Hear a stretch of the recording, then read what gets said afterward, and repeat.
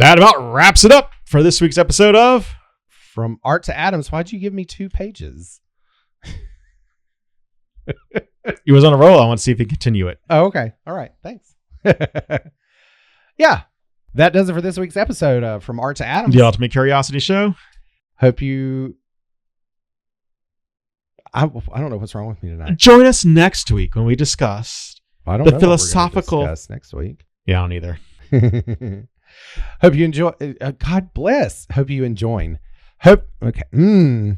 Hope you guys had Let's start over. No, I'm going to do this one. Okay. Okay. Are we starting from the beginning of the ending? That about wraps everything up on this week's episode of... No, let's do... Okay, let's just start. Okay. That does it for this week's episode of From Art to Atoms. The Ultimate Curiosity Show. We hope you join us next week for...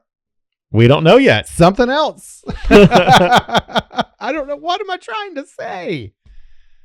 Okay, yeah, you do it. You do it. Okay, go. Are you sure? Yes. This will be the third time. I know. That about wraps everything up for this week's episode of From... That's not... You're supposed to say From Art to Atoms, and then I say The Ultimate Curiosity I know, Show. but you say Art to Atoms. That's the thing. Oh, you... Okay, well then do it again. Take 4. Oh my God. One take false. That's what they call me. Yeah, you wish. You did that Bartlett. once.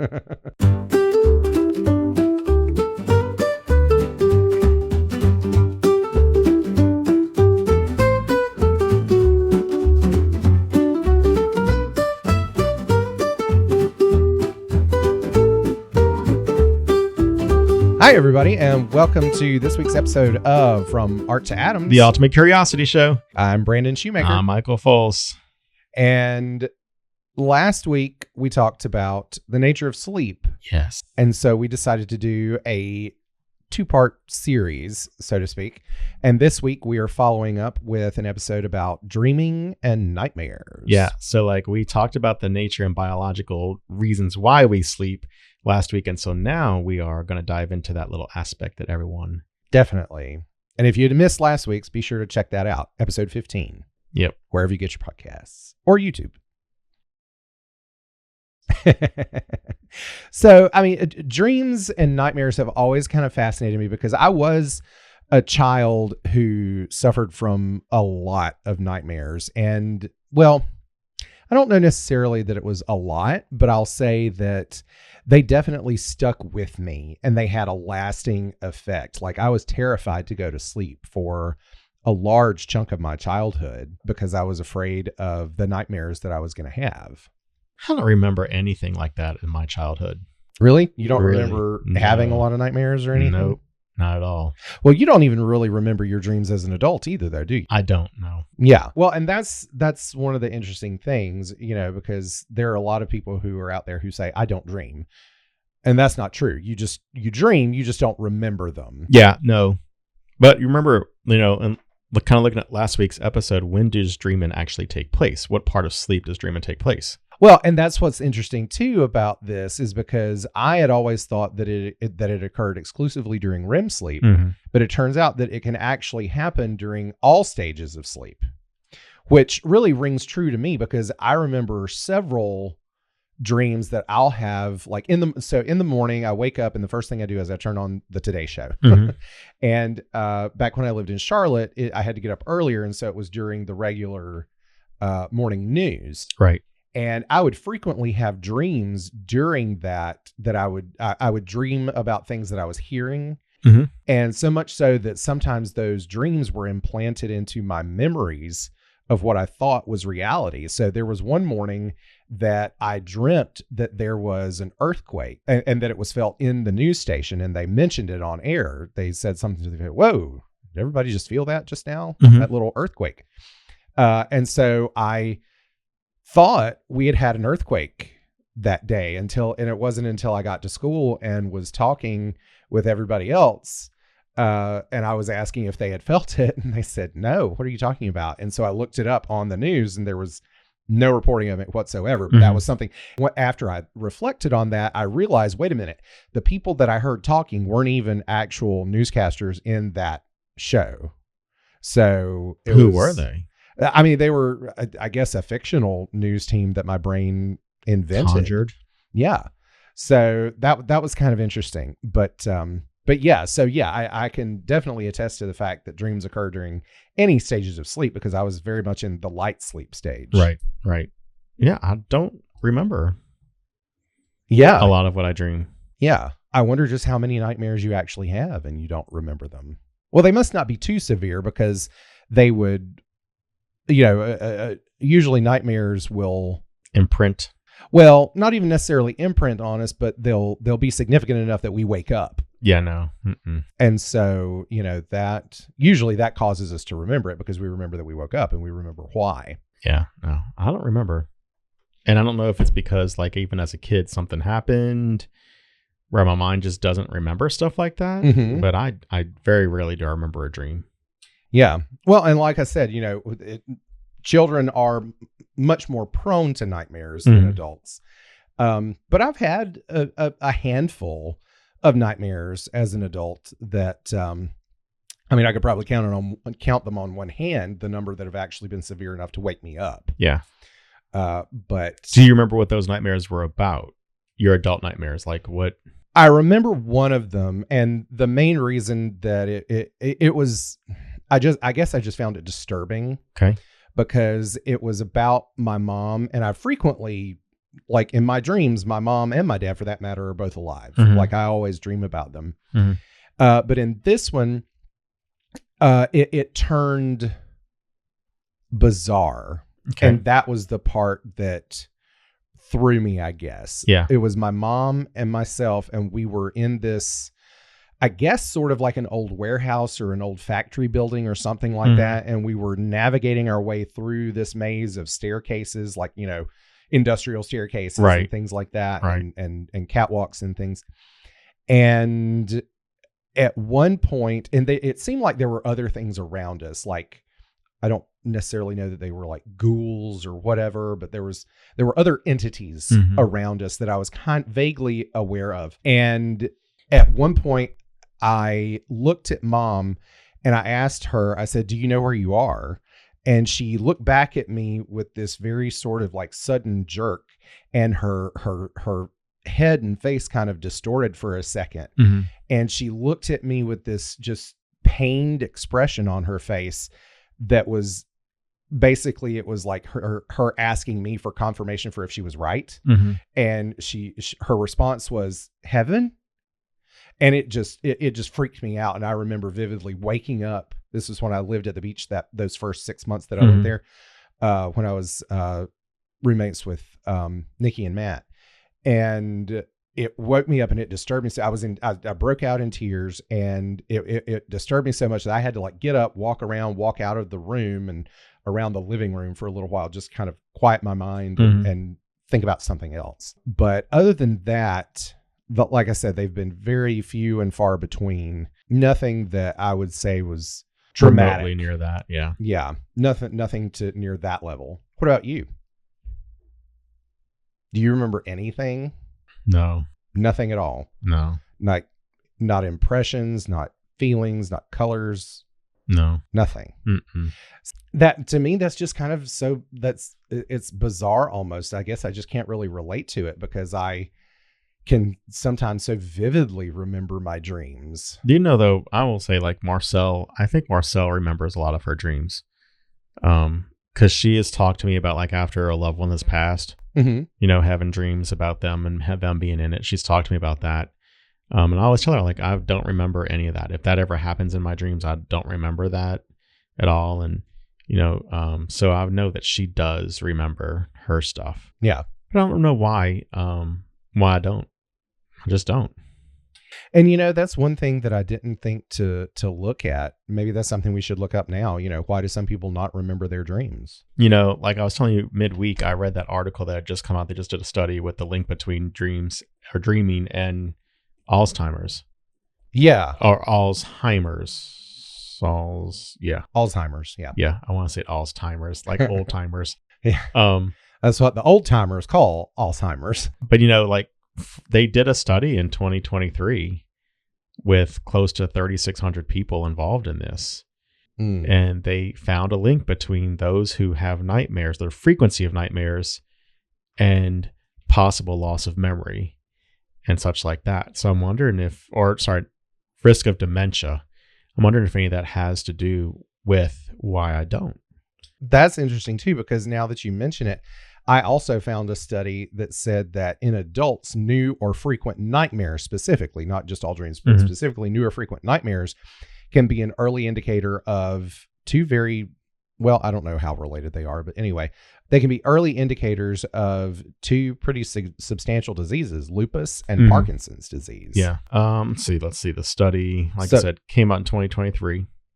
They analyzed data from two groups of Americans. So the people answered questionnaires on sleep habits, frequency of nightmares, and they defined they defined what a nightmare is as bad dreams that cause distress and trouble sleeping. So kind of what you described. Right. None of these people had Alzheimer's disease and other forms of dementia at the start of the study. Okay. And so they tracked one group of men and women between 35 and 64, 605 of those people for 9 years.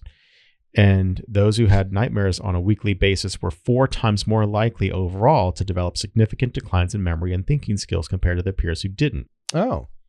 Faster cognitive decline with aging may be an early warning sign of future dementia. Wow.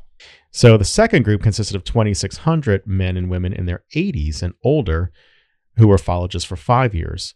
And those who regularly had nightmares were twice as likely to develop dementia. This finding is building on research that shows a link between scary dreams and trouble sleeping and various brain ailments.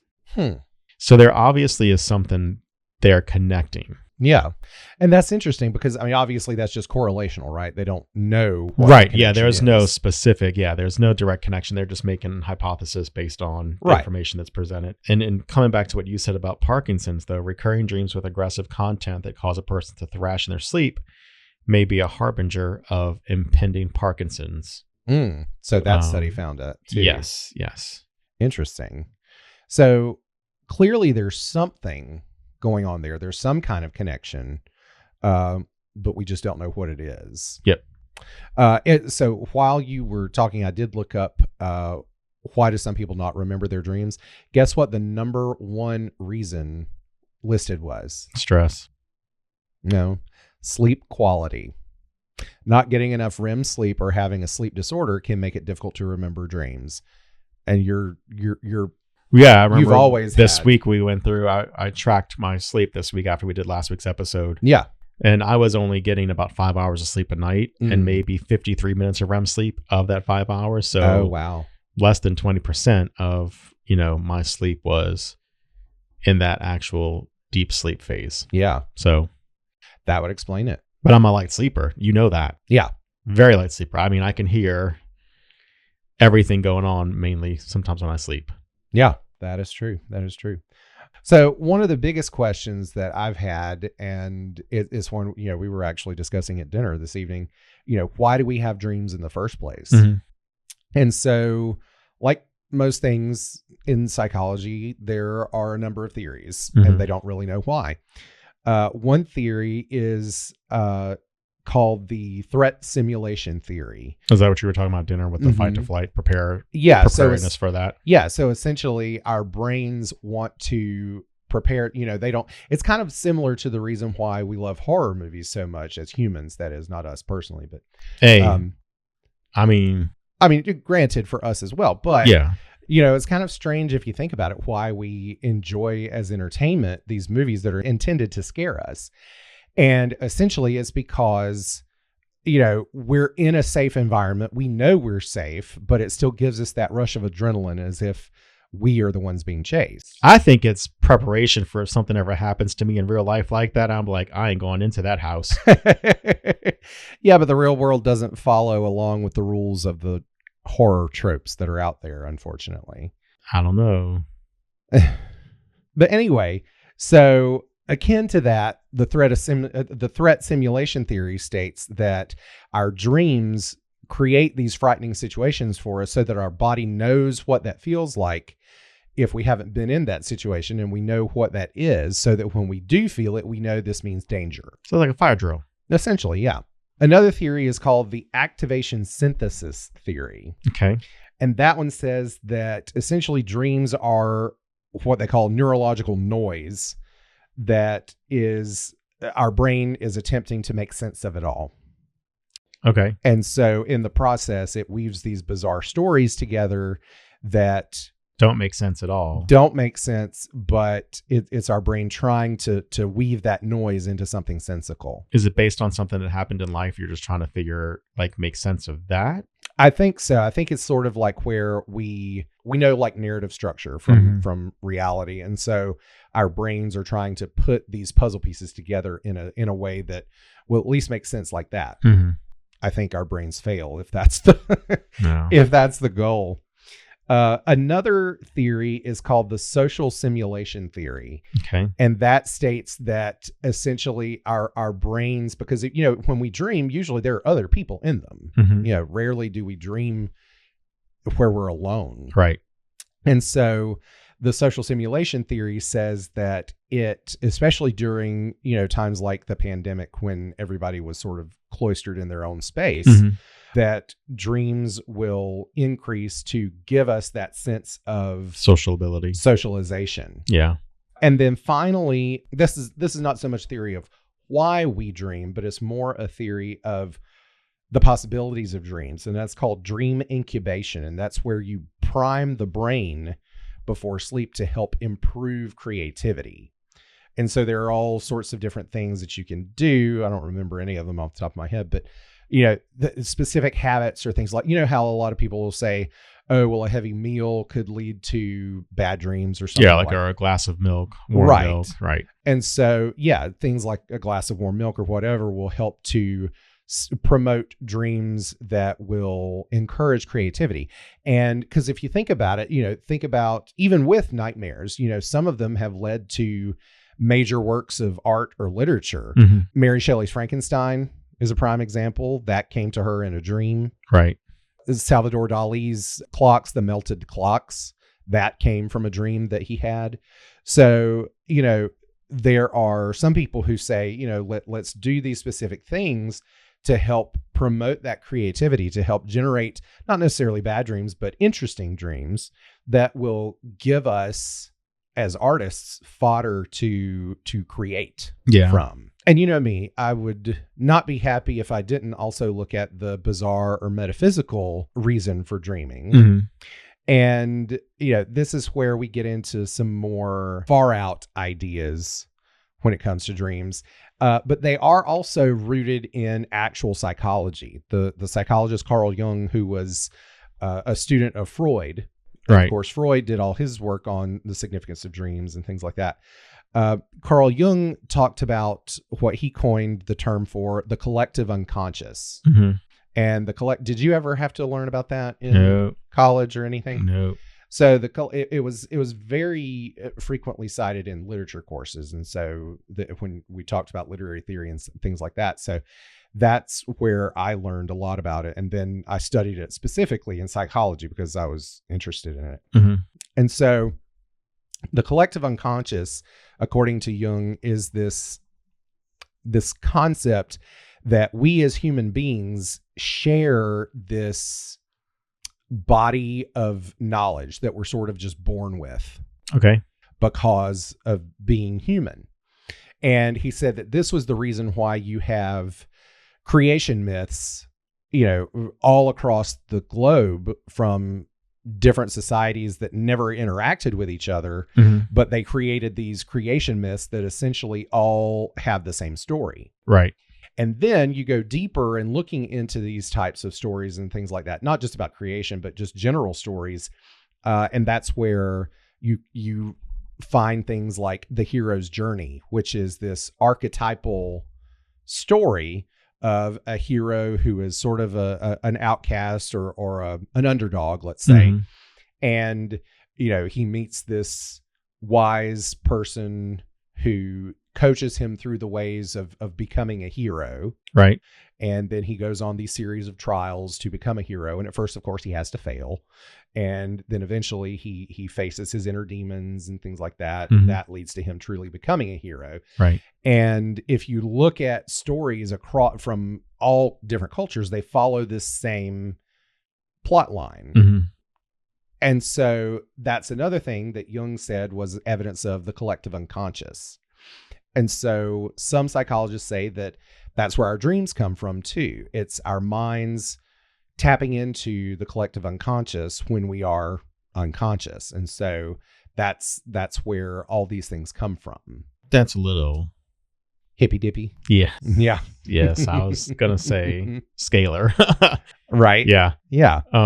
Because that implies then that we're all connected on some subconscious level.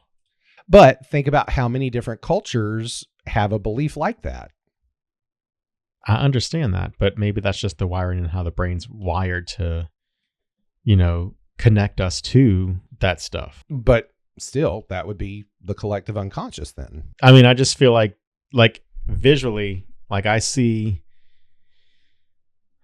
some weird wispy stuff floating into you when you sleep and then connecting you to another person next door who is also sleeping. And no, do you know what I mean? Not like that at all. That's how I see it. It's literally like you described, our brain's hardwired from birth to think these things. No. It's a theory that I personally really like because it has a number of possibilities to it to interpret as wispy things connecting people in their sleep, or very physically oriented biological reasons. Yeah, but you believe in that hippy dippy crap. Not always. Yes, you do. Not always. Speaking of, Marcel called me yesterday and told me that if you ever want to talk crystals with her, she's game. Okay. She believes in all that. Let's have her on the podcast then. We can have a whole episode about it. She can be I will not be on that episode because I don't understand any of that. Well, then all I ask is that you come with an open mind. Mm-hmm. That's all it takes. I'm just letting you know. She did. Yeah, she called me yesterday and said something about that. She was listening to last week's episode. Yeah. Or this week's current episode, I guess. Which is?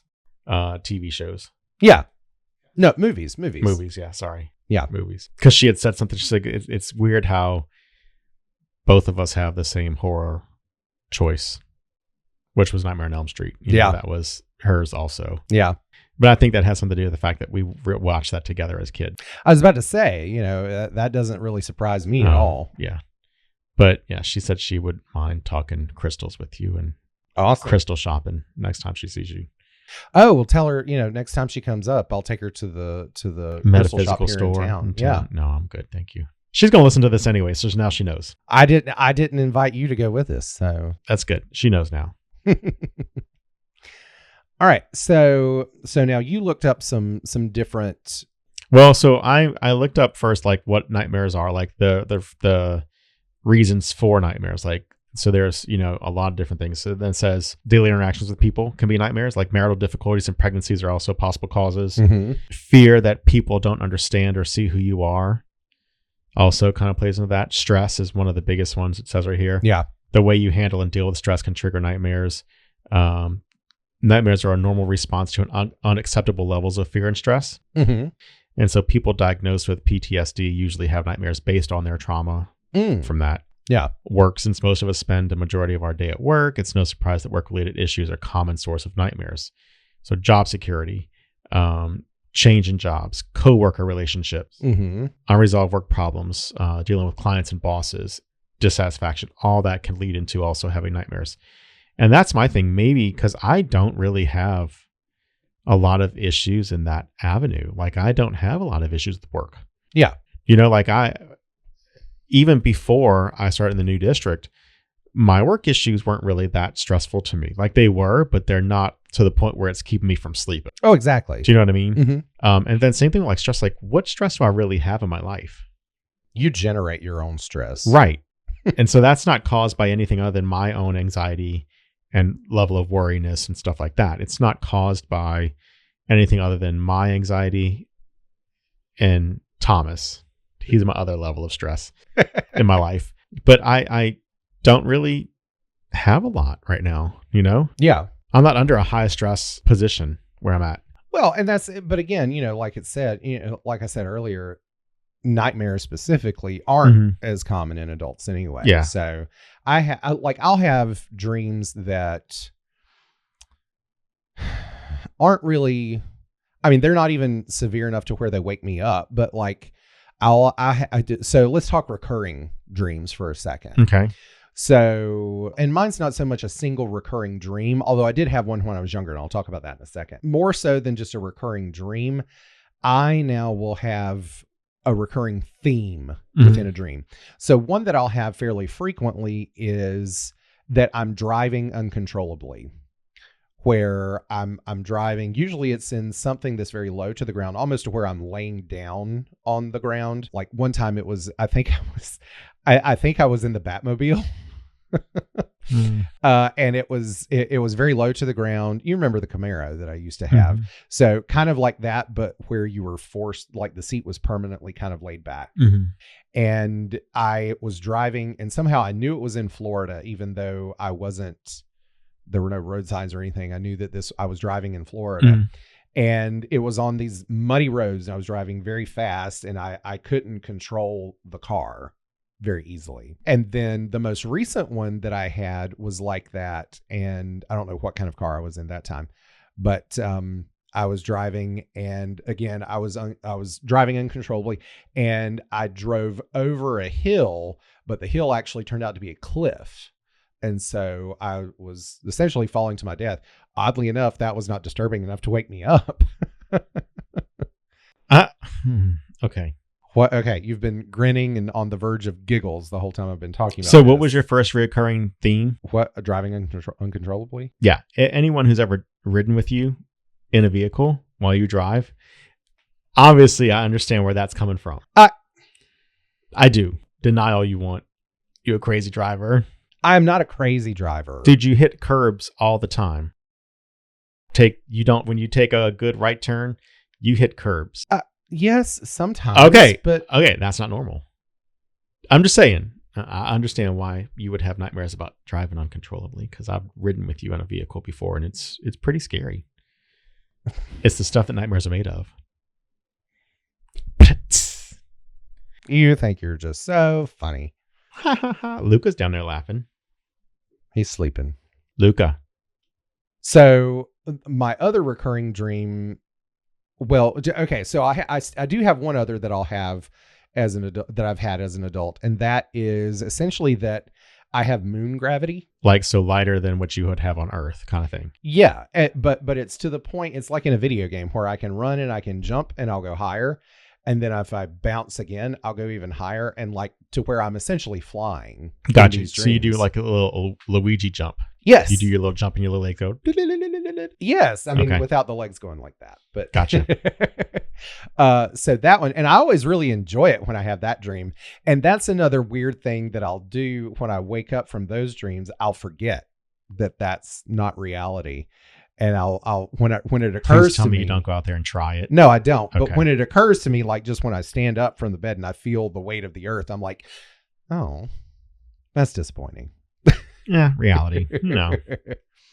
But my first recurring dream happened throughout my childhood and into my teen years. And that was where I would wake up in the middle of the night and I would go either downstairs. It started out, I would go downstairs and I would essentially turn. So I had a house where the staircase went up and there was a landing. And so it was a blind landing. Like you turn the corner and then you see a new area. And so when I would turn the corner on the landing, I would see down at the foot of the stairs, there was a hallway that led to the front door. And at the end of that hallway, I would see the silhouette of a man just standing there. And I knew he was there to kill me. Spooky. Yeah. And so I would wake up screaming at this. Well, as I got older, I guess, I don't know, I was more adventurous in my dreams or something. And I wouldn't see him at the foot of the stairs. I would go outside. And so I would go outside and then I would look up. There was this tree that we had in the front yard. I think it was a maple tree maybe, but anyway, it was a fairly young maple tree. And so I would look up at this tree and there would be the man standing in silhouette under the tree. Like the man from Poltergeist movies. Yeah, but without the hat. And so, but one time my dream almost came true. Because there would always be some sign that something was off, like the sky would be a weird psychedelic color or something like that. And so One time there was a noise outside at night. This was not like in the middle of the night. This was like 8 o'clock at night or something. And there was a sound or something outside, or the dog was barking. So I went outside, and it just so happened that my dad had recently changed the doorknobs, and that comes into play later on. So I went outside, and I walked out of the garage or out of the carport and turned the corner onto the little piece of sidewalk that was in the front of the house. And I saw a literal sign, and it was my dad's business sign. Like it was a yard sign that he kept out in the front yard. And it wasn't where it normally was supposed to be. It was down on this sidewalk. Mm-hmm. And so I freaked out, and I did not look up at the tree to see if there was a man standing there. I kept my head very purposely turned down to the ground and ran as fast as I could around back into the carport and to the door. And remember those new doorknobs? I had accidentally locked it behind me and didn't realize it. And so I'd locked myself out. And so I'm just pounding on the door, beating the door with my fists. And my dad comes and answers the door, and he's like, what is going on? What's wrong with you? And I go inside and I slam the door behind me. And I was like, your sign, it's down on the sidewalk. He said, yeah, I know. I took it down this morning. And so I don't know if there was ever a man standing under the tree or not, but I was not taking that chance, even though my dad was the one who actually made my sign happen, so to speak. You're weird. What? I think you create your own theater sometimes. What? Like that, going, just kind of being freaked out in real life. That wouldn't have freaked you out if you'd had a recurring dream like that. No. And then it was coming true? No. In your mind? No. Why not? You're psychotic then. Well, we know this. We know this. Maybe that's why I don't remember stuff. Yes, Sherlock. Okay. Okay. It's a high functioning sociopath. It is, yes. Anyway, so tell me about your dream interpretation. Okay, so if you have dreams that are dreams about falling from great heights. Okay. That's very common. Yeah. A common dream. So it says on here, according to that interpretation, falling dreams are a sign that something in your life isn't going well. It suggests that you need to rethink a choice or consider a new direction for some area in your life. Mm-hmm. So it's a symbol of fear in real life, but like falling at work or coming down a career ladder. You know what I mean? Like right. The destruction of something. Metaphorically falling. Right. It often expresses a need to let yourself go more and enjoy life more also. Okay. So the second type of dream is dreams about being naked in public. Okay, that's another one I've never had that one. Well, you wouldn't know. You wouldn't remember it. Yes, but I do know what I look like naked, and I promise you that is a nightmare that no one wants to see. Okay, so isn't that one supposed to be like a desire to return to a simpler time or something like that? Well, so it suggests that dreaming of public nudity might indicate that you feel like a phony or that you're afraid of revealing your imperfections and shortcomings. Oh. Like, I guess it's a sense of being completely exposed. Yeah. And so that fear, I guess the clothing represents a protective factor between your true self and your authentic self and the way you're perceived. And so by exposing yourself completely, you are exposing all those shortcomings and misgivings and everything like that. Well, that makes sense for me then as a sufferer with imposter syndrome for a long time. Yeah. Dreams about being chased. If you're chased, and apparently this is a big one, it says that you are basically trying to avoid something in your life. Oh, okay. Okay. So I used to dream I was being chased a lot as a child. So there are different things. Like what you're being chased by also has its own interpretation also. What about Count Chocula? Is he one on there? No, that's you're running from food calories. No, this is when I was a kid. No, then again, psychotic. You are just weird. That was you, not me. Well, we lumped you in there too. All right. So if you are being chased by an animal, you may be hiding from your own anger, passions, and other feelings. So very animalistic, very primal, sense there. Okay. If you're an unknown chaser, if you have an unknown chaser, if your pursuer is a mysterious unknown figure, it might represent a childhood experience or past trauma. Oh. That could be your man with the hat. Or without the hat. Have a hat. The man without the hat. Okay. If you're being chased by a member of the opposite sex, CRISP suggests, that the scientists suggest that you're afraid of love and haunted by a past relationship. What about if you're gay? Then that's probably confirmation that you are gay if you're being running from this opposite sex. All right. Dreams about losing teeth. And again, we talked about this one. I didn't even realize this was a... Yeah. I've heard of it, but I've never had it. Okay. I've never even heard of this one. So suggesting that, or dreaming about losing your teeth can have multiple meanings. It may mean that you're worried about your attractiveness or appearance. So like a physical, like what are you going to look like with no teeth? Well, it's going to hit you one day. So not necessarily. There are implants and dentures. Well, your ability to communicate, or that you are concerned that you might have said something embarrassing. The real essence of teeth is their ability to bite through, to cut, to tear, to grind. If your teeth fall out, you lose personal power and your ability to be assertive, decisive, and self-protective.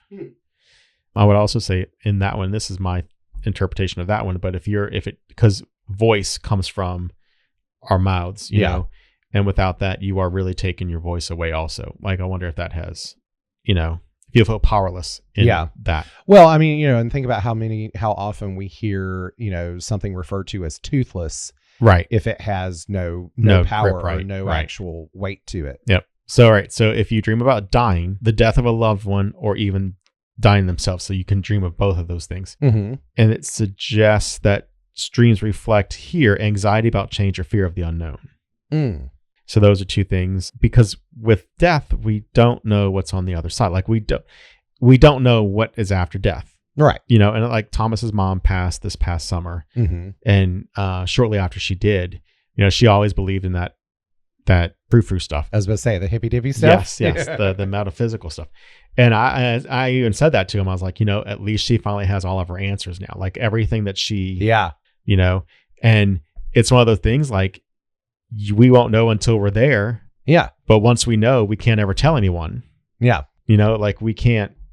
So it's one of those things, like I think that's interesting that it kind of plays on that fear of the unknown. Yeah. The fact that we really don't know what's after. That's honestly one of the things that I look forward to about death, is just like I get to know all the secrets. No, but do you really care at that point? Probably not. That's the thing. It's kind of interesting, like, and I've heard that, like, from people who have had near-death experiences and things like that. They will often say that they had the sense of they had all this knowledge now, but it didn't matter. To them. Yeah. The next one is dreams about taking a test. Mm. Okay. So taking an exam in your dream might reveal an underlying fear of failure. Mm. Because just the examination process itself can be stressful in its own. And when taking a test, you're faced with either you know it or you don't. Yeah. And so not knowing something is reality facing on your own shortcomings. Right. So there is a fear of that. Being late for an exam, being unprepared for an exam, all of that plays into that fear of failure. Yeah. Dreaming if your spouse or partner is cheating on you, so infidelity. Fears of infidelity may be a reflection of that. Dreams probably don't mean that your spouse is actually cheating on you, but it's a what if dream, like you're testing the limits of reality. Yeah. In that aspect. And I will say this one does remind me of something that does happen, only because the conversation happened later on. Like I've had a dream where Thomas did something. And he tells me, like, I wake up and I'm mad at him. Yeah. And he didn't do anything wrong, but I'm mad at him because of something he did in my dream. Yeah. You know what I mean? Like, so I do remember that. He has said that several times, that he's like, why are you mad at me? I'm like, well, it's just because, I'm still kind of pissed at you because of what you did. He's like, I didn't do anything like that. So there is that one. Yeah. Dreams about flying. I do remember as a little kid, Uh-huh. one dream, we used to have a playground by school, whenever we would go on field trips, we would always go to this playground to eat lunch. Okay. And it had a play set, jungle gym kind of thing. Yeah. That had like a slide that went like this, but it was made of little rolling bars. Oh, yeah. Several rolling bars. And you would just use the rolling bars. I do remember going down that, but like surfing down it. And when I got to the bottom, it was kind of like my takeoff. Oh, yeah. And that would send me up. Dreams about flying. There are two different sides of this dream. One side represents feelings of freedom and independence. And then the other one is a desire to flee or escape from realities of life. Flying alone occurs more frequently than with someone else because it involves positive feelings of pleasure. Flying may depict our sexuality, especially aspects of it expressing freedom from social norms and restraints also. Okay. And the very last one is one that you and I have never had. Dreams about pregnancy. Nope. Dreams of pregnancy, they represent everything from creativity to fear. Pregnancy dreams might sometimes represent a woman's fear of being an inadequate mother, as well as pregnancy dreams indicating that the dreamer is developing some area of potential or deepening a relationship. Those are some common dream interpretations. Well, it just occurred to me, I'm sure there are probably some men out there who've had a dream that they're pregnant. That would be a nightmare. Well, yeah. Especially for most men, nightmare. All right. So what's your takeaway on dreams and nightmares? On dreams and nightmares? Or on each individually? Well, so I wish I had more. I wish I remembered more of them. Yeah. You know, especially on the ones where like Marcel says that she has dreams of my grandmother, both my grandmothers, and my aunt. You know, I'm jealous of that because she calls them visitation. She's like, when a dream happens like that from someone who's passed, then, and you remember it, it's very vivid, then that is a visitation from them from the other side. Yeah. And I honestly am jealous of that. Like, I wish I could have those dreams. Yeah. And again, you probably do. You just don't remember them. Then I wouldn't consider those visitations, though, because that's the whole point of that, I guess, in her viewpoint of that, is that it's so strong of a feeling. Like, it's not just a dream. It is an emotional experience. Yeah. That you experience everything that comes with it. Yeah. And so I wish I could experience that. I wish I could remember my dreams. I think, though, like you said, though, it's something to the point where it's the brain. We have not tapped into what's going on in dreams yet, neurologically. Yeah. And so with that aspect of it, there is definitely a lot more science that has to be investigated to find out what's going on, where they're coming from, what their brain is doing. On the same note, also, I do think it's interesting that it's not just the human species that does this also. Yeah. All mammals. There are other animals that do this as well. You know, we've seen dogs, I've never seen a raccoon dream, but I can tell you my dog does. You know, like I see Duke's feet go like this in his dream and his tail will start wagging. And I've seen Phoebe start panting while she's sleeping in response to something that she's dreaming. So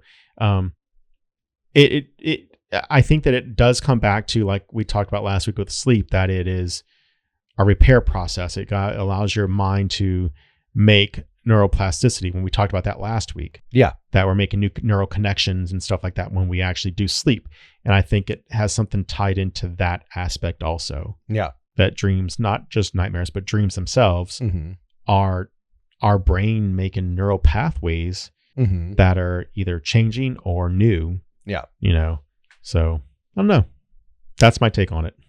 Yeah. I agree with a lot of that because, you know, for me, one of my biggest takeaways is just the fact that, you know, like I said, as a child, I spent so much time being fearful of my dreams to the point where I was afraid to go to sleep at night.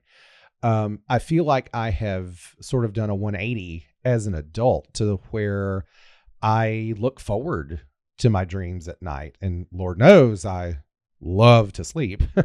Yeah. But I think that is sort of an opportunity for me at this point, because it is the only time that I can see my mom and dad. Yeah. And there is a lot of comfort that I find in that, because, that's the other thing that we didn't really talk about. When we're dreaming in the moment, we don't recognize that it's a dream. It feels real. And so, for me in those moments, they're there. Yeah. And there is a lot of comfort to be had from that. So, that's probably my biggest takeaway is, as a child, I was fearful, but now I look forward to them. And I do, try to use them as a source of my creativity whenever I can. Yeah. Well, and there's a connection though between people that are creative and dreaming also. Like you were talking about, artists, and the writers. melting clocks and all that stuff. Yeah. Mary Shelley, all that came out of dreams. And so those that are super creative have more of that. I don't want to say more dreams, but they have more of the tapped into. I was about to say, they tap more into their dreams. Yeah, we use what we get from our dreams and turn it into something in the physical world that we can create. Right. So I don't know. Yeah. Okay. All right. Ready for trivia? Yep. Let's do it. Okay. Do you want me to question first, since I got the book right here? You can. Okay. What category do you want? I was going to say sports and leisure, but I'm not that adventurous tonight. Geography, entertainment, history, arts and literature, science and nature, and then sports and leisure.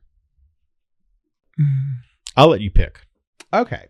Just don't do sports and leisure. Okay. I won't do sports and leisure. Oh, here we go. I've flipped to the perfect page for you. This is in entertainment. Okay. Okay. Number 1. What South Park character has been killed the most times? Oh, it's Kenny. I'm not even going to turn the page to look. I know it's Kenny. All right. 2. What Scientologist was trapped in the closet in the controversial Trapped in the Closet episode of South Park? Tom Cruise. Tom Cruise, yes. Number 3. What TV series based on a novel by Candace Bushnell ended with an episode called An American Girl in Paris Part 2?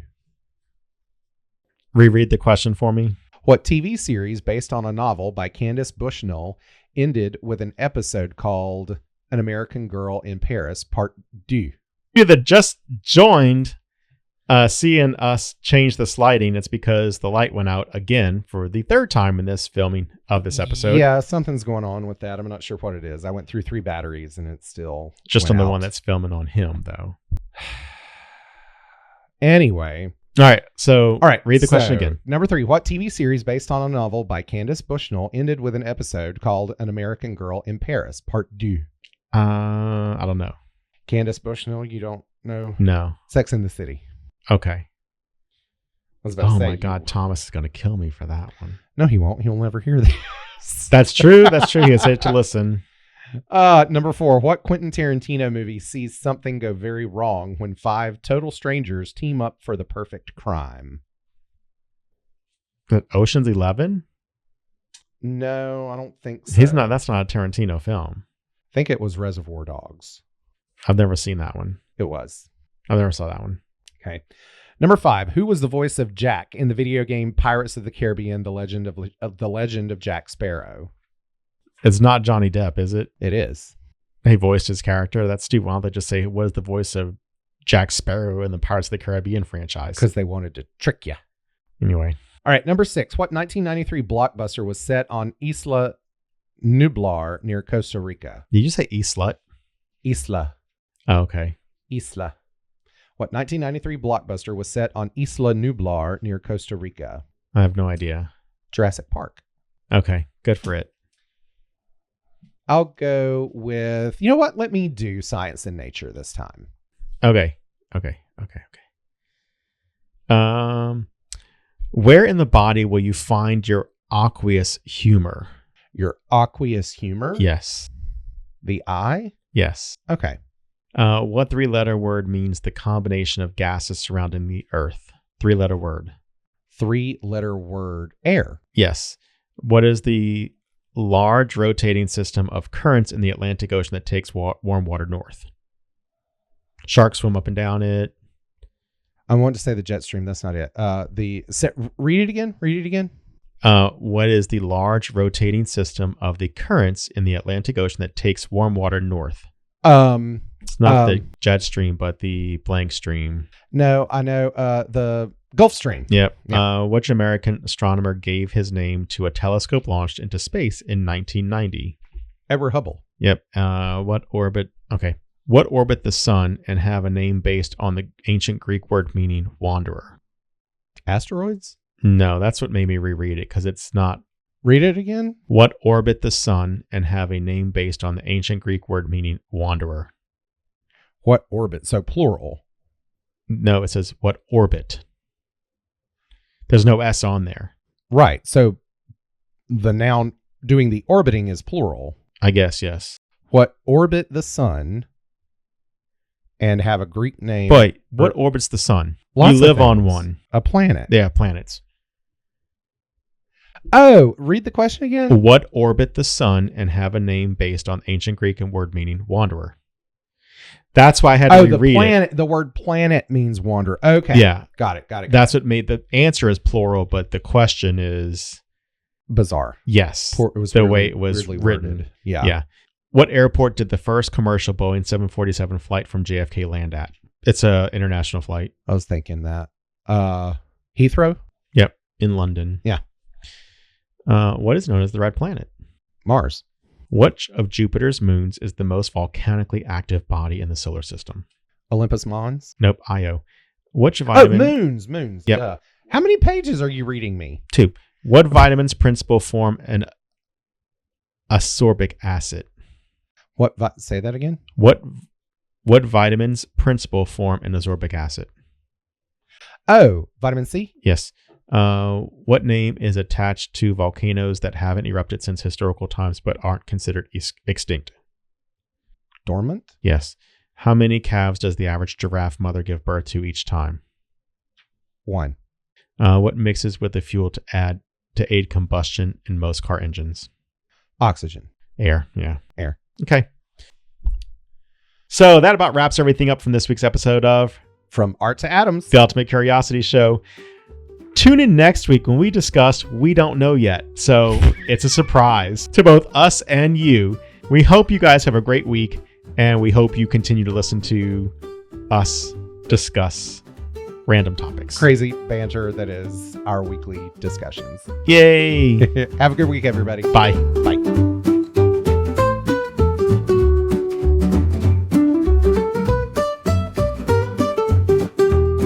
You've been listening to From Art to Atoms, the Ultimate Curiosity Show, episode number 16.